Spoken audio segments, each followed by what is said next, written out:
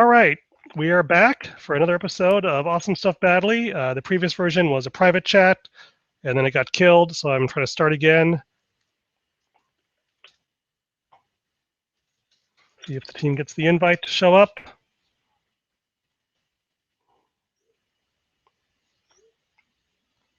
Google Hangout. Our joy, our nemesis. Hey. Hey. Yes. Oh, and hey, Pat. Hey, Pat.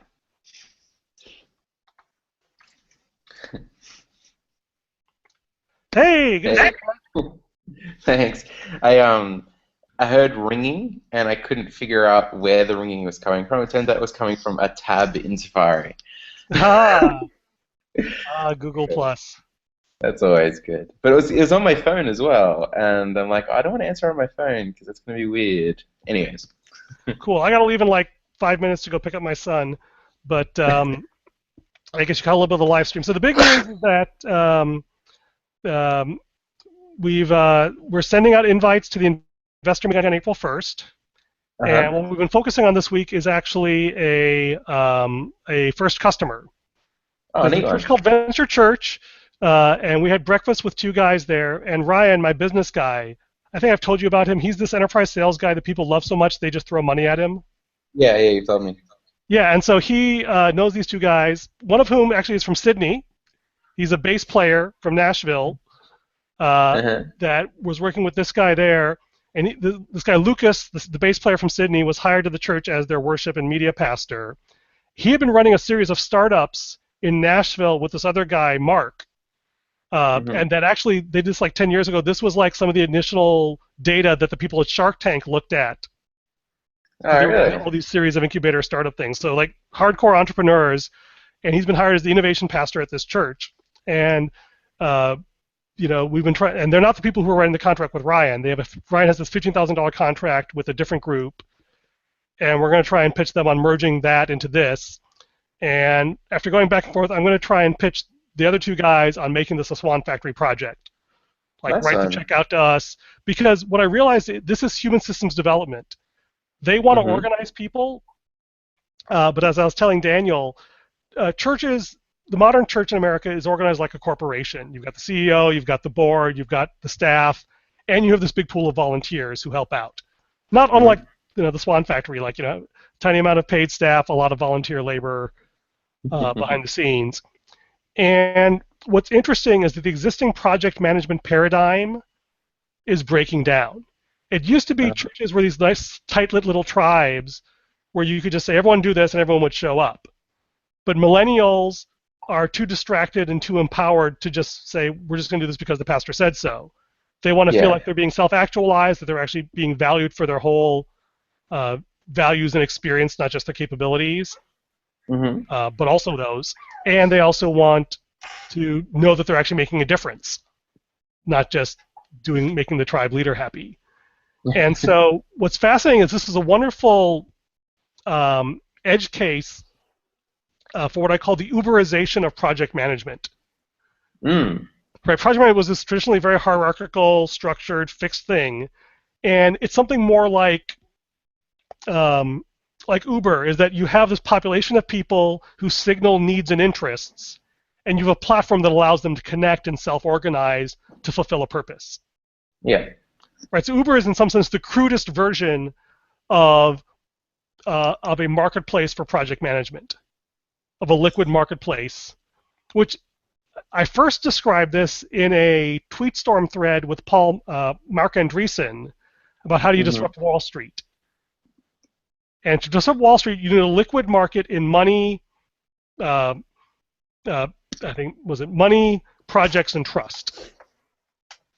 Money markets and with money, mission, money and mission, and there was something else. But the idea is that if you have a large population of people who trust each other because of some trust network, and they can self-assemble around interesting projects that have value to the community can say, hey, we'll fund that. We'll throw people at it. We'll throw money at it, whatever. You do that at scale, you've disrupted Wall Street. You've disrupted venture capital and everything else. If you do it at small scale, you disrupt the firm. Yeah. Right, and that's how companies like Valve and GitHub themselves. The other thing I say is that you want like a GitHub for projects. I want to be able to fork this project into two separate teams, which are focusing on different aspects, then merge them back or merge them with a different thing over time. And if I'm outside the team, I want to issue a pull request, right? Because I want to, right? You don't just complain. You issue a pull request, and if it works, you get sucked into the community, you become part of it. Yeah. And Basecamp doesn't support that model. So that's what we're going to Mm. build. I have no idea how. I have no idea how we're going to do it by the April, do anything meaningful by the April first event. But I am so happy it's April 1st. One, April because we get an 1st. extra week. Two, because at Yeah. least in the US, it's April Fool's Day, right? Hopefully we won't have to fall back on that one. Yeah. So anyway, there is at least there's a 50-50 chance we will have a four-figure or even five-figure check in the Swan factory next week. Neat. And so stay tuned. Seems good. I'll post things on the Basecamp project as things evolve. Sick. Awesome. Great seeing you. If you see any action item. If you can think of any tools out there that do anything remotely like this, there's something called Meerkat I heard about for social self-organization.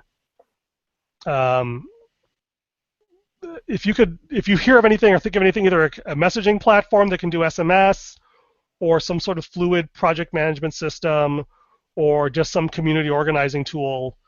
There's even a model for this. It's called a social movement organization. In the U.S., Martin Luther King had the Southern Poverty Law Center, right, which was the organization that acted as the vision casting and networking hub for the civil rights movement.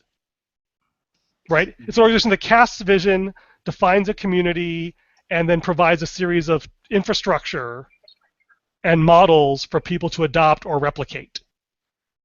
And that is the idea of what the corporation of the future shall look like. And so the church is a great test bed for this kind of thing because it's feeling the pain sooner. So anyway, very cool. Still not as cool as what we're doing with the Hour of Node, but a good way to spend the next 2 years.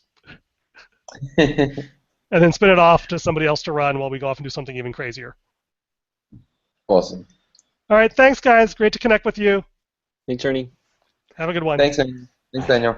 Thanks, Pat.